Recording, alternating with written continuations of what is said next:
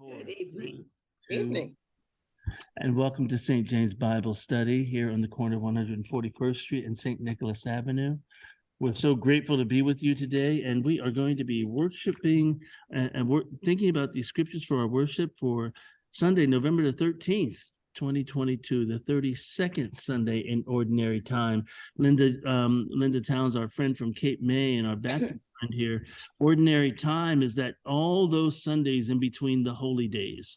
So we've been in Ordinary Time all summer long, and we'll move out of it when we get to Advent.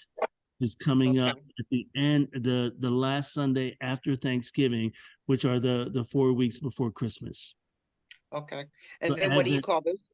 What do you call those Sundays? Those Sundays are the Sundays of Advent, where we're waiting for Christ. Yeah, Advent means waiting, and we're waiting for Christ. Well, there we go. Okay. So here we are, opening reading. We do not have a psalm today, but we do have a reading from the book of Isaiah. The book of Isaiah, just to give you a general idea of where we're at here, of course, we've talked about it in terms of its 3 sections, but if we want to think about what the topics are, the book of Isaiah is about Jerusalem's experience of threat from their enemies. It's about exile, and it's about restoration. This chapter 12 is one of the shortest chapters of Isaiah. It's only the verses that we have here today. Isaiah, what is it? The verses 1 through 6. And it is a praise, actually. It's a very short chapter about giving thanks, and it gives thanksgiving and praise to God. The first 12 chapters of Isaiah, actually out of the 66, they actually give us, for lack of a better term, an overview of the book, referencing the enslavement in and liberation out of Egypt. These first 12 chapters. And we end with this concluding song of thanksgiving that quotes from the Song of the Sea. I didn't know if you all knew that there was a Song of the Sea in Exodus that was sung by, that is attributed to being sung by Moses, Exodus 15, 1 through 18, that ends with Pharaoh's armies drowning in the Red Sea. And then verses 19 through 21, we hear the song of Miriam. But Miriam's song is actually more famous. So, but mostly we're focusing on the ideas that Moses said, and the Israelites sang the song to the Lord. I will sing to the Lord, for he has triumphed gloriously. Horse and rider he is thrown into the sea. The Lord is my strength and my might, and he has become my salvation. This is my God, and I will praise him, my father's God, and I will exalt him. The Lord is a warrior. The Lord is his name. The Lord is his name. That's Moses, is from 19 through 21. 19 through 1 through 3, I mean. So Isaiah says, after he wraps up this whole thing about them not following God's will and going into exile, but still sort of just relishing that God will provide and God will bring them out, says to the people, you will say in that day, I will give thanks to you, O Lord, for though you were angry with me, your anger turned away and you comforted me. Surely God is my salvation. I will trust and will not be afraid. For the Lord God is my strength and my might. He has become my salvation. With joy, you will draw water from the wells of salvation, and you will say in that day, give thanks to the Lord. Call on his name. Make known his deeds among the nations. Proclaim that his name is exalted. Sing praises to the Lord, for he has done gloriously. Let this be known in all the earth. Shout aloud and sing for joy, O royal Zion, for great in your midst is the Holy One of Israel. Thanks be to God. Now, there is this whole chapter references various Psalms, Psalm 105, verse 1, 118, verse 14, and 118, verse 21. There is a phrase in here, and I'm trying to find it. And verse 3, where it says, with joy you will draw water from the wells of salvation. This is an homage to the drawing of water, suggesting settling in the celebration of Sukkot, which we talked about last week, the tabernacles that were built during certain times of harvest. Also, when God was in their midst, they would build these tabernacles or these moving structures that they would be able to bring up and tear down very quickly. And water libations were poured at the temple to celebrate the end of the fruit harvest, as well as the onset of the rainy season during Sukkot, as well as Israel's journey through the wilderness. So there's a lot of water imagery and water being drawn and God providing water. So it is all used and drawn up to this and brought to bear in this particular reading, which reads just like a psalm. So it's all good stuff about thanking God and praising God. And I like us to think about, we have the idea in our culture about, can you draw from your own wells of inspiration? I think if I were preaching on this text, it would be, you don't miss your water till your well runs dry. You don't miss your salvation till your well runs dry. Ooh, I like that. I got to remember that. Okay. So do you all have any thoughts about these 6 verses?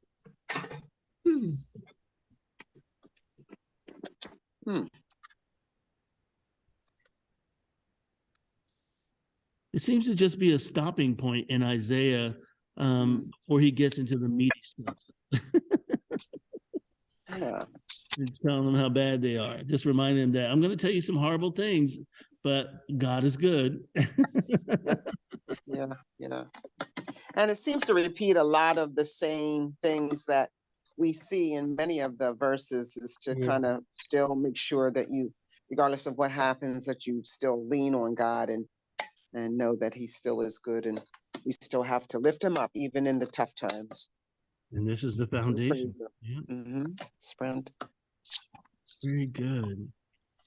It's funny because our other text is Isaiah, so we're not really cutting this short, but the next text is Isaiah as well. And here we're at the end of Isaiah. So there are 66 books, as I said before, and we're in chapter 65. Again, it has covered the threats, those followed through by and on by enemies, with exile here now, the entire book of Isaiah.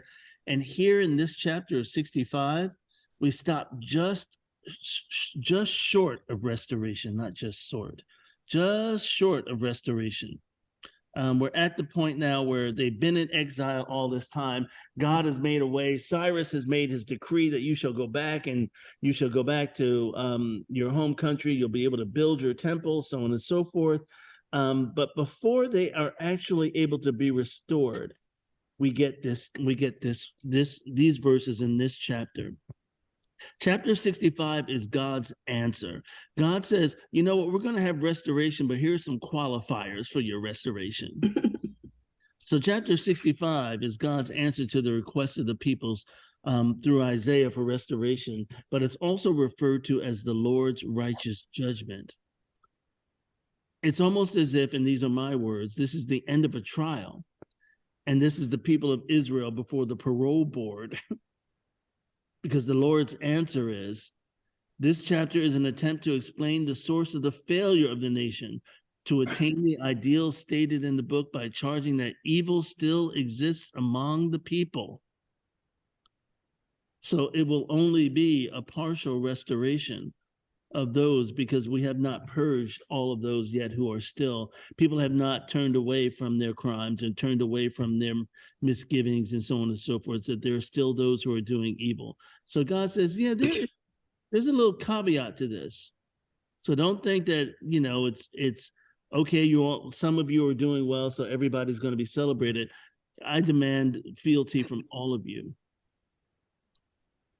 So the Lord explains that, you know, evil still exists, and I'm charging you with that. Your charges have not been wiped away. So let us read this text, Isaiah 65, verses 17. Wait. I have a question. Yes.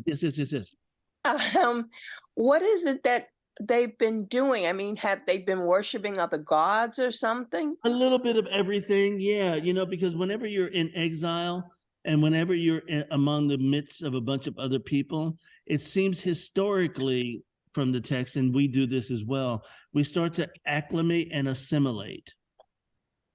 Okay. Right? Yes. And in acclamation and assimilation, and forgetting your ideals and forgetting who it is that you are and whose you are, God recognizes that some people like a little bit of that wine, some people like a little bit of that Daniel was a vegetarian and wouldn't eat the food because he knew that it was all sacrificed to the gods and it was all stuff that they weren't supposed to eat in Leviticus. But if you're hungry, you're going to eat what you want and you get used to it, and that's what they give you. Were any of them worshiping other gods? I'm sure that they were. I'm sure that there were. So you hold on just a second. I have someone who keeps calling me today.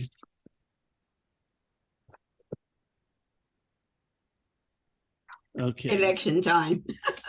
All right. No, it's not a phone call. It's never mind. It's something else, but it's taken care of now. But, just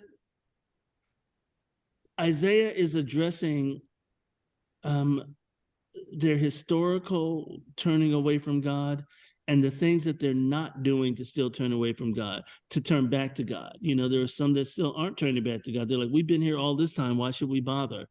It's these gods that are the ones that are providing our food, that are taking care of us, not our God. And God is aware of that. They give credit to where it is not due. Right. But here we are in chapter 65, right before the last chapter of Isaiah. And God says, "For I am about to create new heavens and a new earth. The former things shall not be remembered or come to mind. But be glad and rejoice forever in what I am creating. For I am about to create Jerusalem as a joy and its people as a delight. I will rejoice in Jerusalem and delight in my people.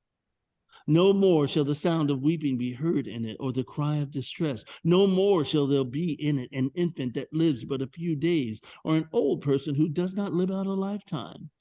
For one who dies at 100 years will be considered a youth, and one who falls short of 100 will be considered accursed.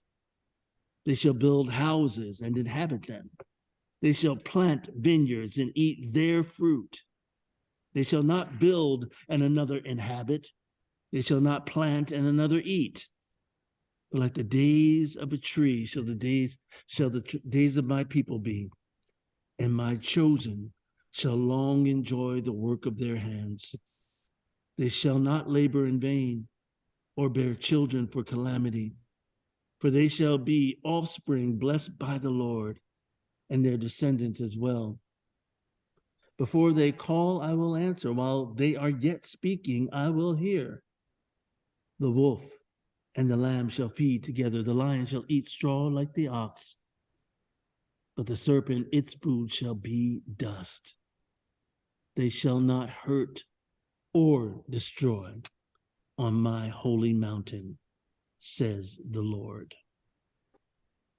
New heavens and a new earth.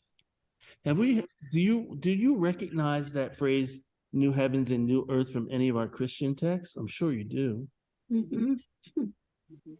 The book of Revelation, right? I was going to say Book of Revelation. I answered too quickly then. I will create for you a new heavens and a new earth. One of the things that I want to make a parallel between the book of Revelation and this particular phrase is that many of us have been put in the mindset that the book of Revelation means that God is just going to wipe out the world and start over. That's not what really a new heaven and a new earth is. In the book of Revelation, it says that a third of the earth and a third of its people who are infected and who are rotten shall be cut away. And out of what is left, God makes a new heaven and a new earth. That's one thing I want you to remember as we go through this Bible study about this phrase and about this idea of what a new heaven and a new earth is really sort of all about. So we'll talk about that a little bit more in our gospel lesson. But here, the new heavens and the new earth essentially constitutes a new creation. But for them, insofar as the temple was the holy center of creation for the people of Israel, its destruction and rebuilding entails a new creation. And life in the temple will make life for the people idyllic. So it's not that God is going to wipe away everything and everything starts over again. There's this motif that God will take the stones from which the temple has been destroyed, that are left from the temple that was destroyed, and will rebuild this temple up. And basically, if you're not drawn back into the new temple, then you're still not of him. Right. And God is, and all of these things that God is promising. Let's listen to what God is saying. Do not, in this verse, it says, the former things shall not be remembered or come to mind. Even in chapter 48, chapter 43, verse 8, Isaiah says, do not remember the former things or consider the things of old. He's trying to get these generations to get over the fact, that they've been in exile for so long and that they have this curse on them, but to believe something new and not to relive the negativity of the past, but to let go of the trauma. Don't remember the former things of old, or consider the things of old. And this verse 20, no one shall be an infant, there shall not be an infant that lives on a few days, or an old person who dies at 100 will be considered a youth. The prediction of a vastly increased life is also a return to this original creation story. Genesis 5 is all about Adam's descendants, all the way from Adam to Noah's sons, including Methuselah, who lived to be how long? 700? 900 years. How many? 900 years. 900, okay. But this is a reference to saying we are going to go back to these good old times. So that's what that age thing is all about. Verse 21, they shall build houses and inhabit them. Remember what happened when they went into exile and God said, build your houses here, do what they tell you to do, plant your vineyards, do what they tell you to do. You got to, when you're in exile and you're in servitude, you're building houses for everyone else. You're fixing everybody else's gardens. You're doing everything else for everybody else. But this land says, when you are back, you will build houses and inhabit them, and you're not building for other people. You're not building for another to inhabit and not planting for another to eat. The future Israel will witness the reversal of the curses attached to the treaties and the covenants. They weren't following the covenants, they weren't following the treaties, and God laid down these punishments for them. And for some reason, one of the commentators brought up Job and said, for there is hope for a tree if it is cut down, that it will sprout again, and that its shoots will not cease. Though its root grows old in the earth, and its stump dies in the ground, yet at the scent of water, oh, I love that, it will bud and put forth branches like a young plant. This is the imagery and the poetry that Isaiah is trying to get the people to hold on to. Verse 23, they shall not labor in vain. This is the imagery of successful childbirth, reverses that employed to describe the day of the Lord. Usually these reversals that I'm talking to are internal to Isaiah.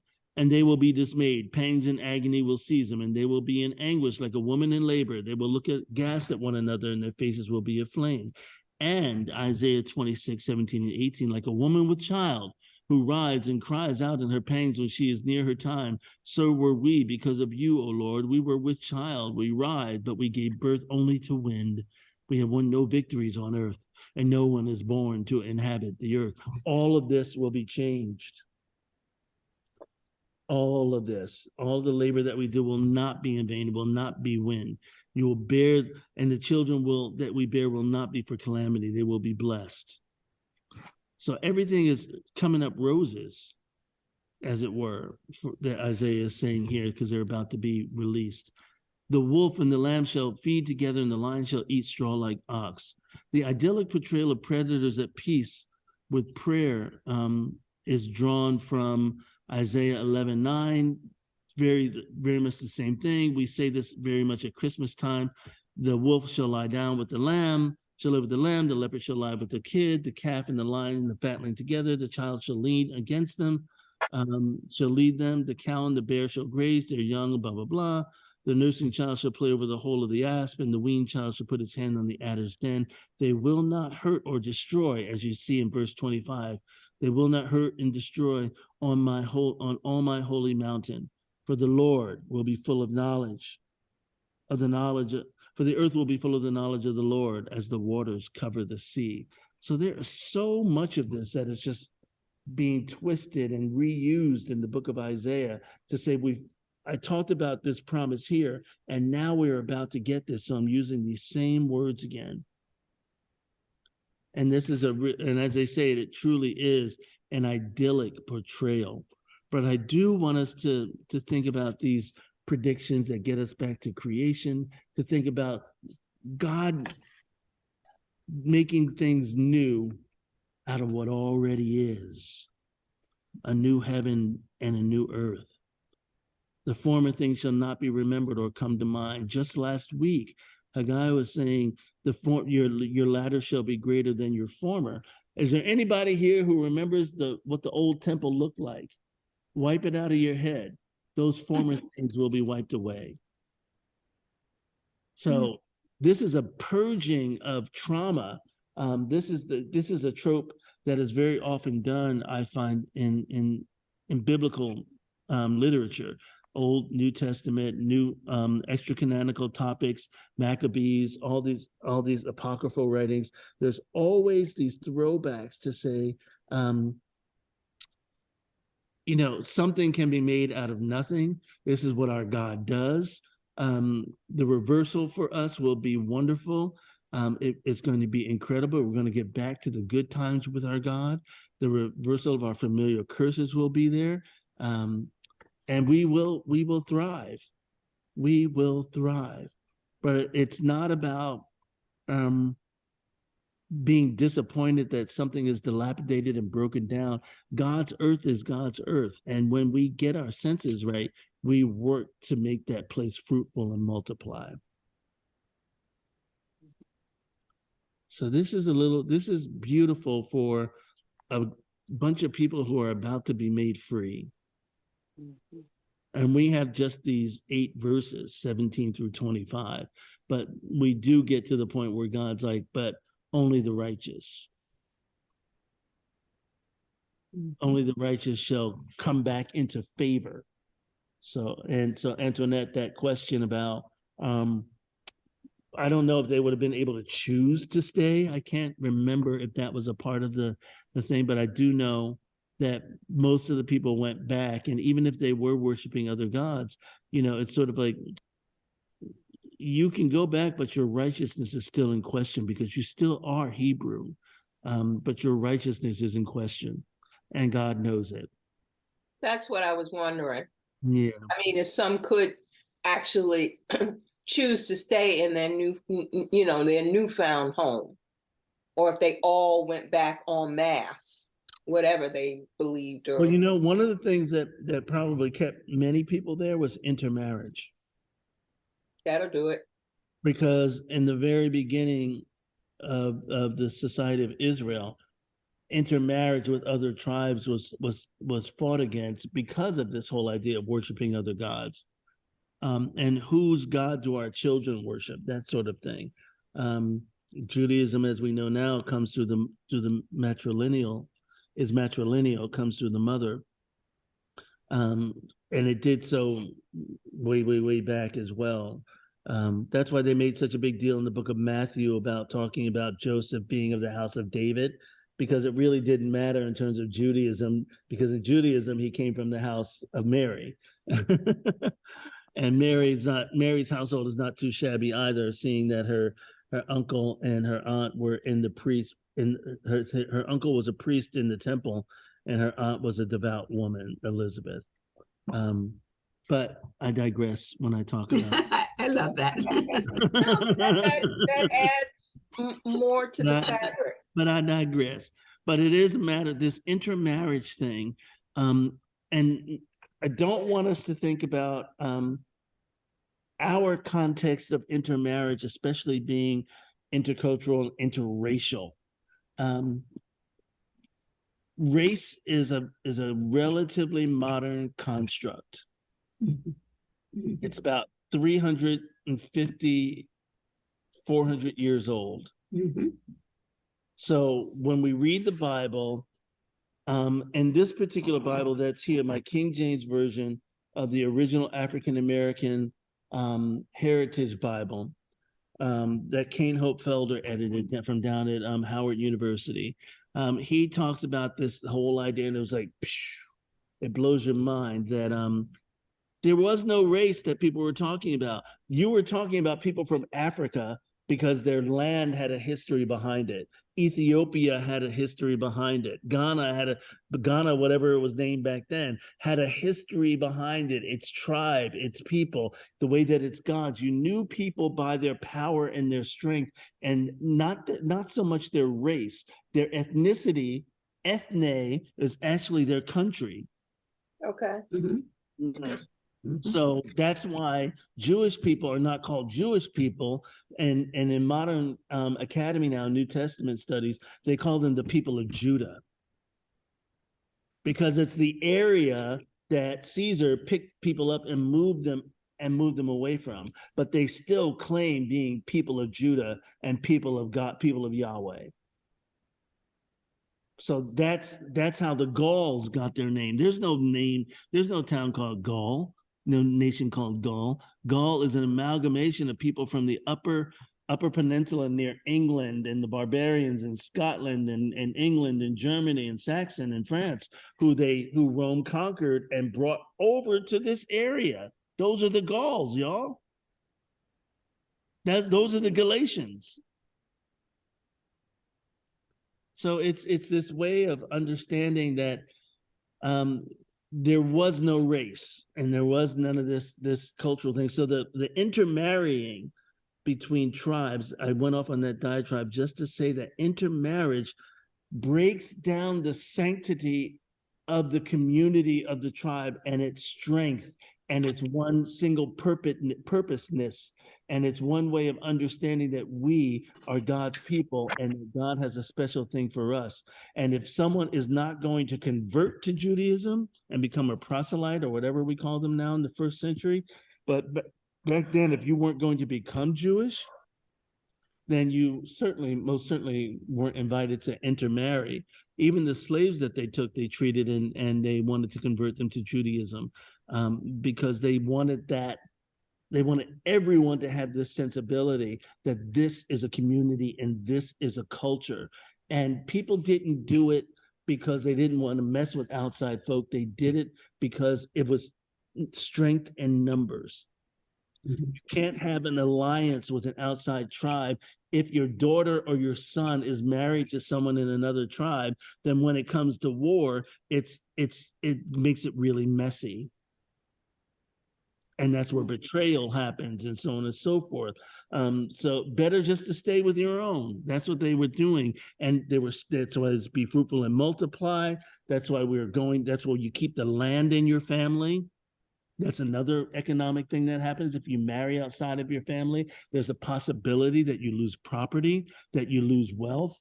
That should all be within the nation state.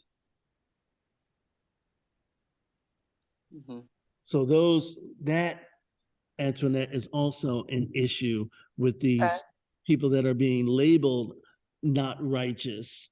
There's a whole other cultural and societal formation way of thinking about that. And what look at if you look at the royal family and you go all the way back, remember a lot of them were of German descent. Yeah. So loyalties got torn, like, okay, who are we going to be loyal to? We have cousins who are German, so you see it, you still see it coming forth. And in that kind of who's our alliance with? In that kind of monarchy, the thing was you marry off people for alliances. And that's exactly what it did. And they expected it to stick. And it never did. So because people are still human. But there's a great promise here from God, a great promise of ease for people who have been in exile. All of this reference back to a new creation, all of this back to living long lives and children thriving and enough food for all. This is a beautiful notion, so much so that it's also used for the first Christ followers by a man named John, who was a revelator, who who saw this vision and brought back all of these other things about a new heaven and a new earth. But we'll talk about that. As I said again, it's my second inference to that, but I'll make a third one when we get to our gospel. Any other thoughts on this particular text? And also listen to the language that has been lifted up for our Christian narrative. In this new heaven and new earth, there will be no more weeping. Yeah. No more distress. Right? So these are like the strands of the foundation for what our narrative of heaven is. Right. There'll be enough food for everyone. There's houses for everyone. In my Father's house, there are many mansions, right? We don't have to build for other people. We don't have to pay rent to pay other people's bank accounts. There's the thought. I hate the fact that I paid my rent this month, and at the top of it, it told me how much I paid to this landlord since 2019. Or what is it? No, 2015. It was really depressing, y'all. I'm sure. $95,000. That is depressing. Yeah. And that's not still too different than, when you pay your mortgage. Right. You pay it to the bank. Exactly. Until you own the house. I mean, same thing. And it's depressing when you look at your mortgage and say, oh, that thing is not going down any. That was and another aside, that was the most incredible thing for me about socialism in Sweden, when my host mother was like, yeah, we'll never own our house, we just pay the bank, but guess what, if we want something more and we can sort of deal with it, we just go to the bank and say, we're ready to turn it in, give us something new, give us a higher limit so that we can get what we want. And that's how they did it. They had cars and boats and homes and second homes and all that other stuff, because they give in to the idea, oh, okay, we're all just paying it back anyway, so it's not really ours. That's right. Yeah, that's what it is, basically. And they had such a peace about it. They have no illusions. They have no illusions whatsoever. They're like, we have a very high tax rate. Yes. We have health care. Yes. We can go, we have a whole month and a half of vacation in the summertime. Oh, my goodness. We want a car, we go to the bank. I was like, I enjoyed my time there, actually. So for that reason, part of that model. So anyway, that is our Isaiah text. And these are the promises of God for the righteous. As they have, if you remember, they have just spent so much time. They've just spent so much time in exile and in war and in rumors of war and being lifted up and carried away, that these words must sound so joyous and so fulfilling. So thanks be to God. Yes. For God's promises. Been dreaming about that phrase, God's promises. Yeah. So let us move to our epistle reading, which is 2 Thessalonians chapter 3, verses 6 through 13.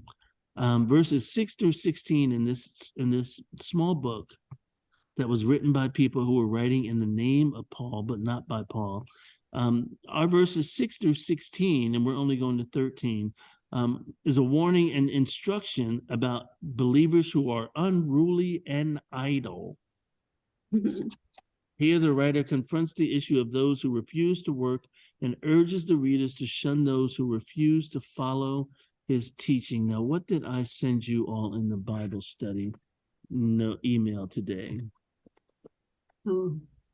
I said something. There it is. Something. Oh, Andrea. You need to get back to it. What did I say? I said, Okay, in our first Isaiah passage, it seems as if the creators of the lectionary might be hinting at what is to come after the prediction of what Jesus does comes to fruition, this joyous new heaven, blah, blah, blah, blah, blah. So we'll talk about that. We'll read, that's why I keep talking about this new heaven and new earth and putting it, hopefully we'll be able to have time to put it in conversation with our gospel text. And for the Thessalonians, I wanted us to think about this thought. Often we wonder where our societal attitudes are born or how they become embedded in our culture. And I'm here to tell you that so much of it comes from our texts. I don't know if many of you know this, but when you used to lease property 50 years ago or 30, even 30 years ago, you could get a 49-year lease. And then you would have to go back to the bank or to the people to renegotiate after 49 years. Do you know why? It's based on the Levitical code of Jubilee. You get a chance for everything to revert back to you. And that's it was codified in our law that this was something that was good. You lease something for 49 years, and then you give someone an opportunity and their ancestors to say, do you want it back? So that's one of those things that I talked about, things that are embedded in our culture. So when leases went to like 99 years, a lot of that started to erode that sensibility of the level playing field, the playing field being made level again. But that's where that is. So we often wonder where these societal attitudes come from, but they come from our Bible very often. Second Thessalonians Scripture this week is one of those, I think, that helps Christians and others justify not helping others who are in need by claiming that they are lazy. And I just want to explore just a bit for the contextual nature of our text for the writers and perhaps we will find a new understanding for our time about this whole idea of folks being lazy and not doing anything. Here we go. Let's read this text. Now we command you, beloved, in the name of our Lord Jesus Christ, to keep away from believers who are living in idleness and not according to the tradition that they received from us. For you yourselves know how you ought to imitate us. We were not idle when we were with you, and we did not eat anyone's bread without paying for it. But with toil and labor, we worked night and day so that we might not burden any of you. This was not because we do not have that right, but in order to give you an example to imitate. For even when we were with you, we gave you this command. Anyone unwilling to work should not eat. For we hear that some of you are living in idleness, mere busybodies, not doing any work. Now such persons we command and exhort in the Lord Jesus Christ to do their work quietly and to earn their own living. Brothers and sisters, do not be weary in doing what is right. Ooh, good saying. Oh my goodness. That's a good saying. I have not read that before. Do not be weary in doing what is right. Ooh. Oh, I like that a lot. So when we want to talk about this idleness, idleness in verse 6 and in verse 11 translates to the Greek adverb ataktos, which essentially means being disorderly. Think about that. Idleness as disorder. That's in 1 Thessalonians 5:14. Clearly, here the main way this is evident is in some people's refusal to work, verses 7 through 12. This conduct, though, may be perhaps motivated by the belief that the day of the Lord has already come. Remember these false prophets that we talked about last week in the same book of Thessalonians that are talking, they're saying, well, no, the end of days are already here. We're just waiting because the day of the Lord has already come. And these writers are saying, not yet, not yet, Not yet. And of course, when people are thinking, well, why should I have to work if Jesus come tomorrow? I'm going to sit back.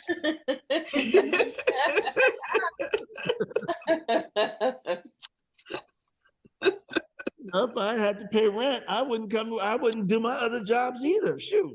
I'd be working part-time for the church, but I'd be here full-time. You know what I'm saying? But we do have things that we have to take care of. But also I joke about that, but remember that these Christ following communities, I think by the time I can say Christian now, because by the time of Second Thessalonians, I think they were actually being called Christians by others. It was a derogatory term, of course, by others who called them out, oh, those Christians. But I think that this was the Christian church at this point. It was just about to turn into that. But the church, as the model that had been set up by the disciples and Paul the apostle, the community and the church, I love this idea because it breaks down our notion of church. The church was the community of people, the ecclesia, the community of people that were like-minded in their beliefs, that poured everything into their community. They poured their resources from their work. That's why it was important that everyone worked. It was like a commune. Everybody worked. And so everybody shared in the splendor. Everybody shared in the first fruits. Everybody shared everything. So it became unfair if you're not working and you're still taking part. But it disrupts the order of the loving Christ community.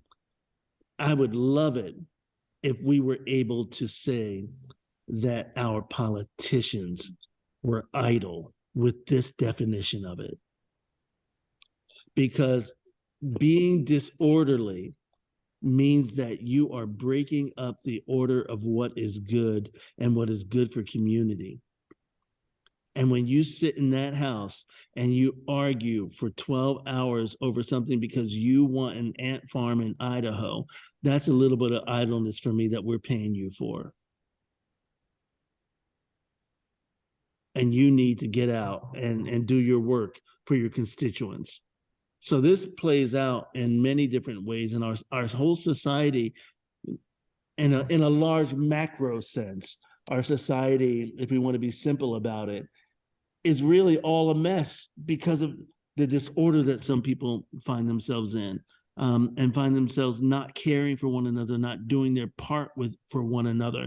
And that's why I say I want to put this in our context, because in that context, it was really about the community and the people. If you're not fishing, then someone's not eating. If you're not making cloth, then someone's not getting dressed. Someone doesn't have anything to wear. If you're not using your skills to fix sandals, then someone's walking around with bare feet. And that's how this church, ecclesia, these houses of worship, that's how they worked as a community. So they're trying to reestablish the parameters of that, because there are plenty of people who are starving underneath Rome. If you want to go out there, you want to live like them and live with the pagans, then you go ahead and do it. But the Romans aren't going to make you a citizen. They're not going to adopt you. And you're going to go out there and saying, give us this day our daily bread, please, somebody.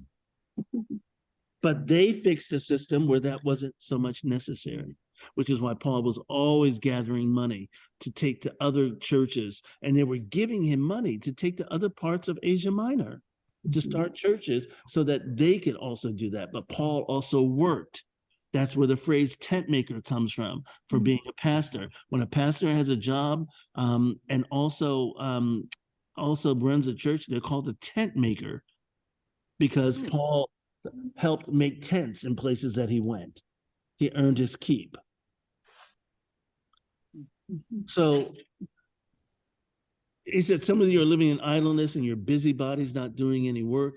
Just do your work quietly and earn your own living. Enough to feed your family. Yeah, exactly. Now, this particular way of thinking in a negative light about, oh, it's just lazy people we're talking about in idleness, has really permeated itself into our community about why people don't want to help the poor, why people don't want to help those who are hungry, why people who don't want to help those who don't have housing, why people don't want to help those who are formerly incarcerated. Well, if you're homeless, you're lazy. Because you're a drug addict, you're lazy. If you're not pulling yourself up by your bootstraps, you're lazy. And that got incorporated into the narrative of chattel slavery. We had to beat them to work, or else they'd be lazy laying around all day. Think about some of the tropes, the racial tropes that have been around from 400 years ago, 500 years ago, that have permeated themselves into our culture, that are legitimated and justified by our text, our biblical texts.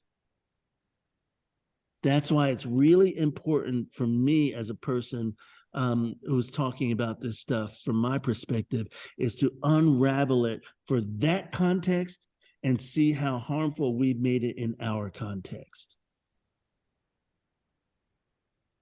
Mm-hmm. And this is one of those things. It's not as obvious as slave obey your masters. But when you think about all the people who would read this text and say, if you're living in idleness and you're lazy, then you shouldn't eat. It's a really powerful way of not taking hold of the community. And that's why I was always involved in doing things like jobs programs or educational training. It's like, if you don't have the skills, then let's get you the skills so that you can be quiet and work. But we have to take care of one another. This doesn't preclude us taking care of one another. It precludes us from taking care of those who are more than ready, willing, and able, but are just sitting around waiting for Jesus to come. And some people do that with their salvation, but that's a whole other sermon. Whoop. No,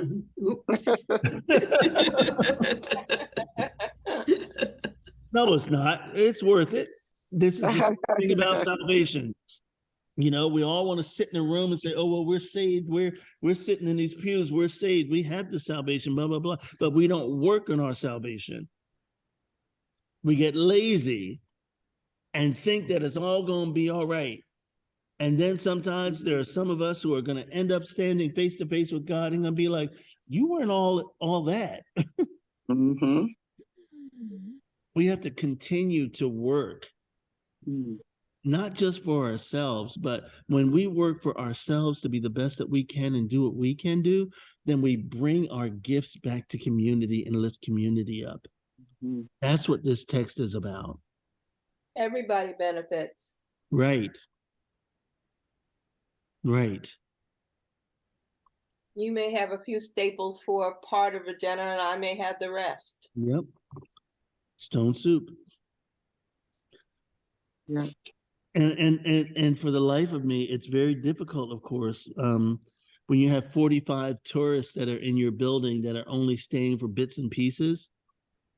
And I look at them and I realize that they aren't being rude. They're tourists in New York City. They have a lot of stuff to do, but I always notice the reticence with which they leave, because they know that they've actually gotten something. We've gotten emails and messages that have said, you know, I really wanted to stay, but we had a brunch appointment. I wish I hadn't made it, but something changed. Something happened in me in that 20 minutes that I was there. And I'm like, thanks be to God. Amen. You know, you thought that you were being idle and lazy, but we were looking at one another and it was sinking in. So take this and go out into the community and do your work quietly. Start earning your own salvation. Woo. Yeah. I don't know, it sort of kind of puts me in the mind of, I don't know why I make this or seem to want to make this connection. So, you know, sometimes we have folks that'll say, well, you guys do it. We've done our work already. We've already done our time. And so now it's time to, and you kind of look and say, well, wait a minute, when's the time end? When's the clock stop? Yeah. Because what should we be doing? I don't see. I speak from a very, there's some, that No, y'all go ahead. Y'all young. It's your time. We did ours during our time. We just gonna watch. We don't have. I'm like, well, wait a minute. Did somebody say there's a cutoff? You know what I want you to, you know what I want you to do, Linda? I want you to do something. I'm always doing something. If I'm not doing I something want with you to do this, something. I want you to do something in the middle of the church one what's Sunday that? morning. I want you to go to church and I want you to put a handful of soil in a plastic bag and say, anybody who thinks that they don't have anything to do because it's left up for the other people to do it, I want you to come up here because I'm going to throw this soil on your grave right now. Exactly. Right. No, because you might as well be dead then. Well, that don't get their attention. That is too much. You know? You guys Ooh, don't you do must it. be dead. Oh. So let me or give him a say. Let me give you I your mean, it's flowers. very Let me give you your frustrating. flowers. It really is because it just seems to me that those, You must be dead. yeah. I mean, I don't. I understand what you're saying there. I don't know that they would get it, but I know. it just is. There's a tribe, and they just feel like, well, you're the young ones, and we did during our years, and so now we're just gonna sit and watch. And Linda, one of the things that is my goal as a pastor, which I felt very strongly in Cape May, Kathy and I talked about this, is many times older folks don't want things in church to shift because it's your comfort zone. It's something and as you get older, and I know this with myself, as I get older, you lose control of more things in your life. Your health. You can't walk the way you used to. You can't run the way you used to. You can't eat the way you used to. But when you go to church, you can have worship the way that you used to. You can, and you can serve. You can serve but anyway. also, but then you sort of think that, like, well, I'm older now, so I guess it's supposed to go. Somebody else should be doing all of this work. But there's a one trick that's missing in the middle of that. I want to be in a church where when we raise up young people, that those who have the skills and the knowledge from having done it before teach. Yeah. You don't get to sit back. You teach. No. You're the wisdom. You're the encourager. You're the person showing the guy the way to do it. And here's one way to consider. But I totally don't get. Well, we don't have any input. We're because we've done our time, and now it's your time. You got. Well, when I just don't know where. I'm trying to figure out where the line was cut off, and did they publicize it or what? What happened? You didn't because get the pamphlet. Linda, your card will come in the mail. Yeah, you didn't get the pamphlet yet. I'm just saying, right now, we're doing Thanksgiving baskets, and it's 25 of them lined up for the seniors, and I still have folks that say, well, can I just write you a check? Because I can't, my time's that.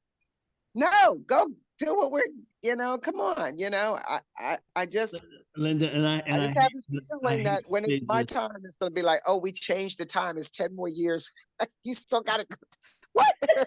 and Linda, Lord knows I hate to say this in Cape May because I've lived in Cape May, so I think I can say this with all honesty.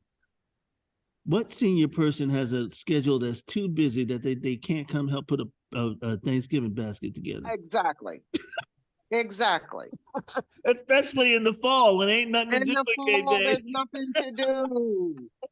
And I just, but it's just that that tribe that feels like, well, we did those years of that. And so now, I just want them to tell me, so just give me the year. What's the cutoff? The other question to ask is, so all those people that you fed all those years ago, I guess you ended hunger. Yeah. I guess so. Well, there's a point. There's a point. I don't know. I just say, oh, okay, well, we got to get it done. I mean, you get it done and you just, you get the young kids out there. But I always feel like, you learn by seeing. When you see your seniors out there, everybody involved and the little that they can do, that teaches young people that it doesn't end. It never ends. We're always giving. We're always serving. And before I go to the gospel, I will say this. I took a group of young people to Harlem Grow. Linda, Harlem Grow is a group of community gardens in the midst of Harlem, and they do great work. And we took our kids there with First Presbyterian Church one summer, and they have, they said, make sure you bring adults with you and seniors and everyone else. Don't just bring the kids, because they wanted everybody working together. And when the kids saw the adults with their hands in the dirt, they loosened up and softened and just cuddled next to them and started working in the dirt next to them quietly. It was just this beautiful image of like, wow, this is how it's done. And Jomo Kenyatta, who wrote Facing Mount Kenya, in the 1930s, he was a son of an African medicine man who went to school in London for sociology and social work. He came back and wrote Facing Mount Kenya, and he wrote basically the sociological treatise that speaks to the power and the roles of everything sociologically in tribal life. And he did this one. When we say it takes a whole village to raise a child, this is where stuff comes from, the aphorism. In the Kikuyu tribe, it is the grandparents, especially the grandmother, who takes care of the younger children, not just to take care of them, to watch them for the mothers who are out farming and the fathers who are out hunting, but they tell them the history of the community and of the family while they're tending to the little garden outside of the hut. Mm-hmm. Yeah.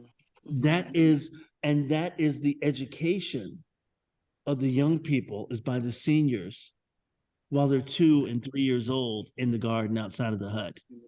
Yeah. And that, to me, is what you're trying to achieve even in the church family, is that during those times when you're building, projects to share and serve, that's when the seniors share those stories with the youngsters that we're bringing in to try to raise and understand the word of God. That's where they get in their words of wisdom and their lessons. And that's what you're trying to get. You're trying to achieve that.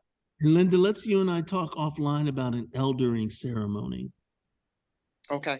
There's a ceremony in African tribes, and I've written one before for a community here in Harlem, of there's a whole idea that there are certain points, rites of passages in the life of an African tribe, and it's in our blood and in our culture. And one of those is when you become an elder, when you accept the role of elder in the community. An elder is not, you don't get to be an elder just because you're older. It's earned. You don't get to be an elder. You are asked to, and you are chosen by the community, and it is conferred upon you. And there are things that you promise to.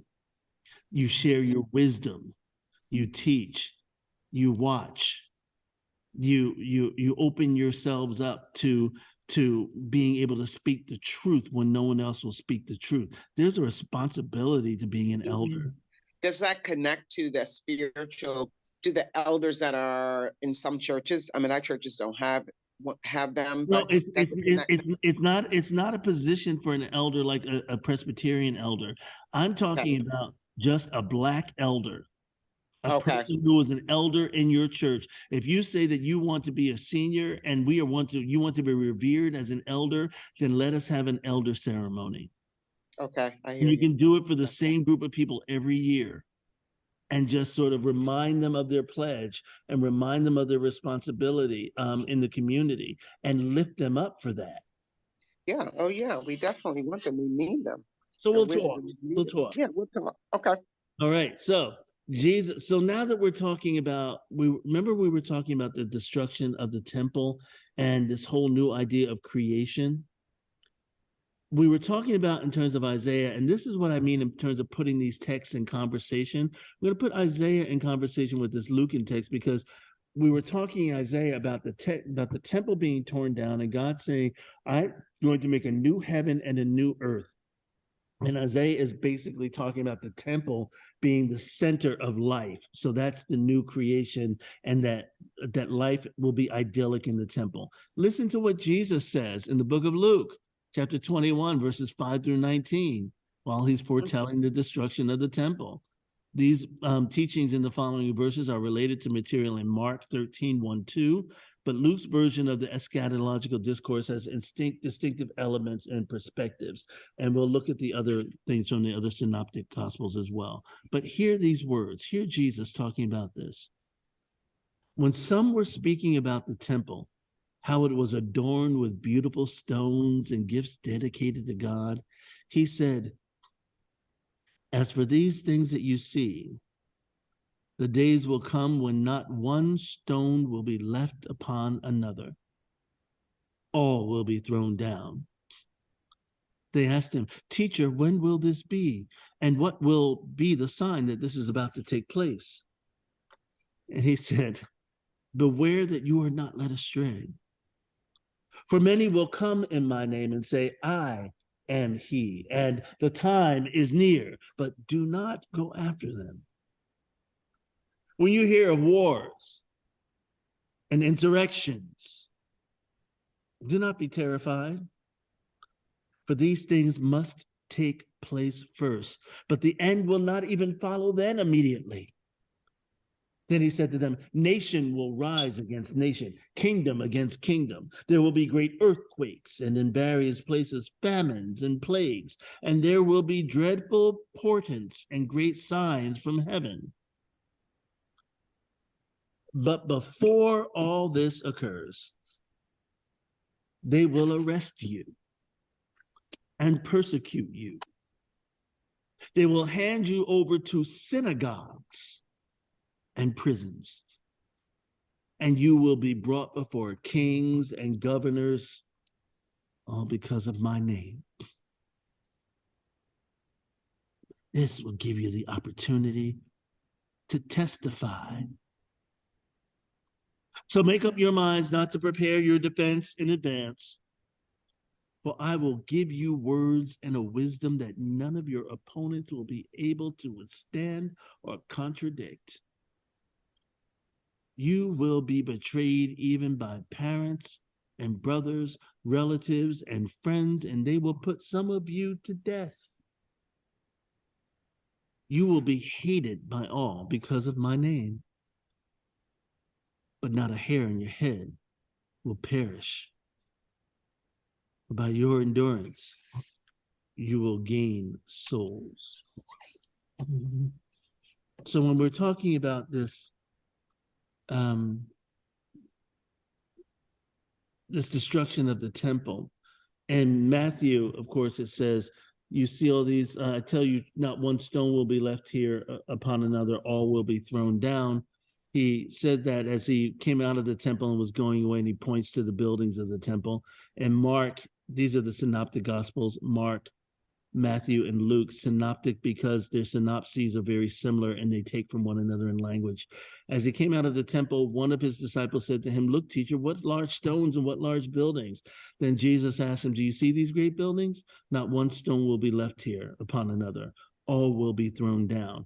I noticed today in this text for the first time in my life that Jesus is talking about not just tearing down, well, I know he's not just talking about tearing down the physical temple, and not just his body. He's talking about the new heaven and the new earth, something new. He's talking about, you all are so worried about this temple and all of the things that we may go wrong in it. We are about to destroy it so that God can do something new, a new heaven and a new earth, a new creation. That's why the Christian church is such a new thing. It's a new creation. And these people that are saying, look at the beautiful stones, look at those big stones. Didn't Jesus say, where are those who remember how this used to look? Get it out of your head. It's not about the stones. It's not about the big buildings. It's about a new heaven and a new earth. He says, teacher, when will this be? The sayings about the end times are in all the synoptic gospels as well. Matthew 24, 3 through 8, Mark 13, 3 through 8. Oh, I didn't notice that.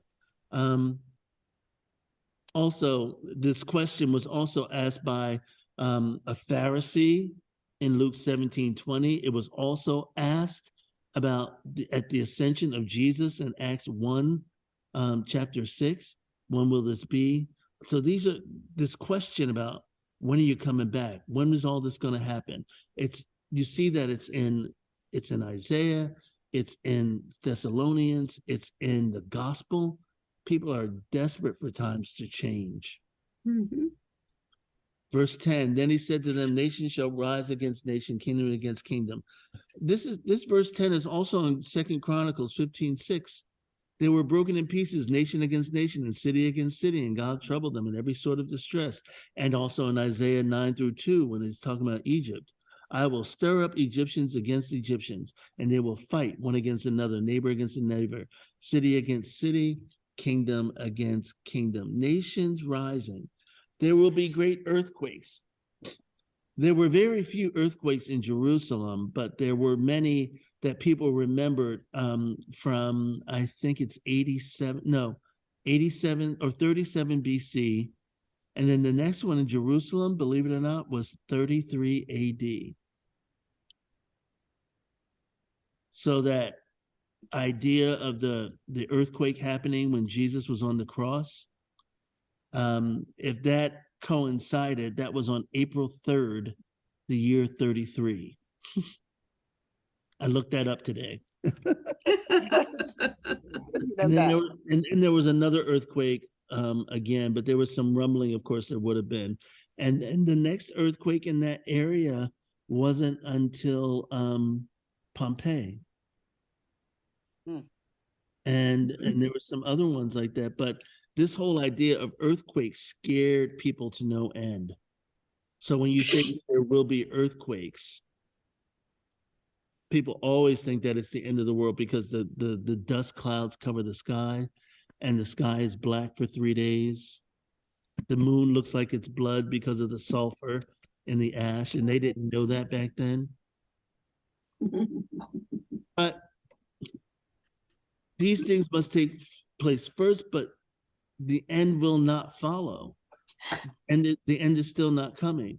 And then he talks about this foretelling the persecution of the disciples, also in Matthew chapter 26, 17-18, Mark 13, 9-13. And the themes were actually developed in the narrative of Acts. So if we remember, Luke also wrote Acts. So Luke, the writer of Luke and the writer of Acts are the same person or the same team of people. And so when he's writing about these rumors of war and persecution, what he does in the book of Acts is he says, look, see, Stephen was crucified. Stephen was stoned. All these other saints were taken away, and all these other saints were, they were testifying. As it says, this is your opportunity to testify. Stephen was stoned because he told Jewish people, he said, what are you talking about? You all turned away your salvation. Jesus came and told you all this stuff, and you still killed him. And it said in the Old Testament that this would happen, and you all know the text, blah, blah, blah. And they're like, Saul, can we stone him, please? And Saul, soon to become Paul, said yes. So this whole idea that the foretelling of the persecution of the disciples, it is a prophecy, and yet is it a prophecy by the writer who also talks about when things have happened. The other part that is good to remember is that this book of Luke and Acts was written some 40, 50 years after the crucifixion of Jesus. So all of this stuff that happened that they're writing about in the past, and they're putting it together. So Luke is brilliant by saying, Jesus said that all this stuff was going to happen, and then he gets to Acts, and Jesus goes up into the heavens, and he says, look at what's happening. You still had survivors that were around during his crucifixion. Yeah. You could have true word of mouth. Yep.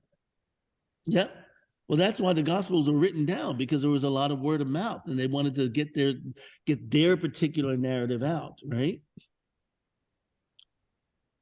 And this last note that I have. It says, "You will be hated by all because of your name, but not a hair on your head will perish." That is a familiar saying. It's in Luke 12:7. It's in Acts. It's in 1 Samuel's. Shall Jonathan die who accomplishes great victory? Perish the thought, as the Lord lives, not one hair of his head shall fall to the ground. You will lose, for none of you will lose a hair on your heads, Acts 27 says, to take some food and survive. And even the hairs of your head are all counted. Do not be afraid, you are more valued than the sparrows. The hairs on our head is not just about balding. But it is about the fact that when you think about the idea that God knows the numbers of the hairs of our head, this is an affirmation that God is always going to take care of us. You will not lose a hair on your head. God will not let one hair fall from your head, because that's how much God has got your back. Mm-hmm. And when you learn this by your endurance, people will see your actions, they'll hear your testimony, and you will gain souls. Make sense? Makes sense. Good stuff. Good stuff. Powerful stuff. Mm-hmm. And there were so many other referential Bible verses that I wanted to get them in because they were really important in terms of setting up the story of what we were talking about this evening. Nation against nation. And this one last thing, the nation will rise against nation, kingdom against kingdom. You have to remember, if you look at the history of Rome, they were always at war. Mm-hmm. Because their entire focus of peace was Pax, what was it? Pax Romana? Pax Romana, which means that in order to have peace, you have to have an iron fist. Or you have to think that you have to be a military might.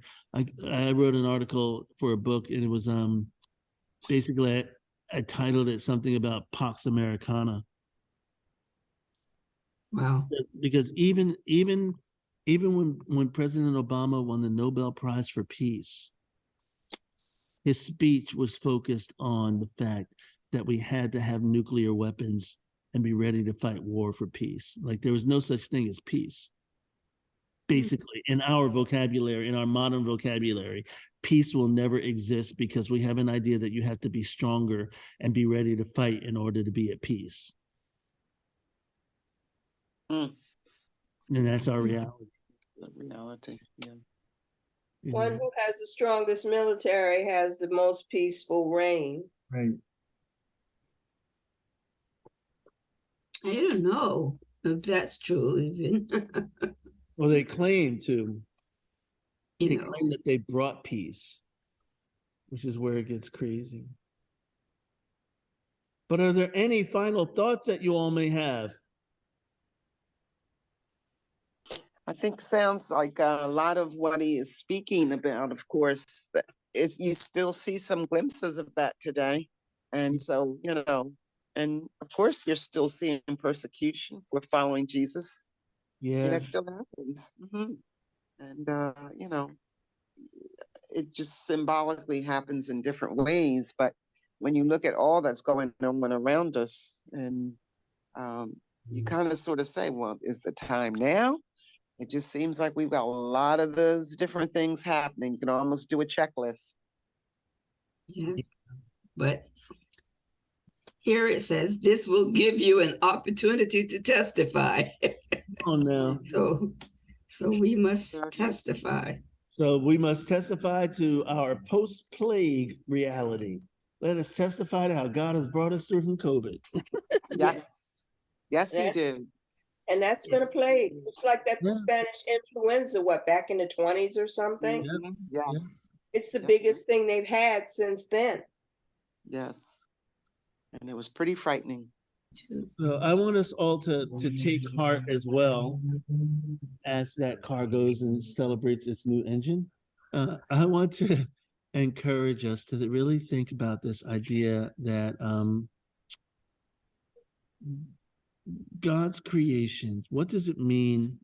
Let's say, what does all of this mean for our lives today? We've already talked about that, but I want us to focus on the idea of this new creation and what can be salvaged, because God don't make no junk. And even though we see the world crumbling around us, what vestiges of hope can we see that God can rebuild this broken democracy, this broken earth, this broken ozone? What do we need to do to encourage the world to make sure in their spirits and in their reality that they are ready for the new heaven and the new earth, and that we become builders, at least collectors of the materials that God will use? So we got to fight. Got to fight for this earth. Got to fight for the things that we see that can still be used. We have to get out of this throwaway culture and remember that things are important. Buildings are important that hold stories and hold people's lives. And you all are important. Don't ever, I pray this so much that you will have this message in your hearts, that anybody who feels that they are a destroyed temple, remind them that Jesus said, I can rebuild this. Remind them that the temple was destroyed in the time of Isaiah, and yet the time came and it was rebuilt to an even more beautiful splendor. That's how we can approach each day, my brothers and sisters. We can approach each day as something new being added to our temple by God, and that we can share, that we can build, that all God's people can be built up that way every single day. May we find joy in this. May we find our testimony in this. May we find our exhortation to others in this. And may we find a holy hallelujah when we see people get it and start shining and say, look at that jewel shining in that temple of God. My friend, my person I see walking on the street, my coworker, my colleague, my pastor. That's quite a challenge. So I'm throwing the gauntlet down and praying God's strength to you and saying amen and Amen. and to that. Because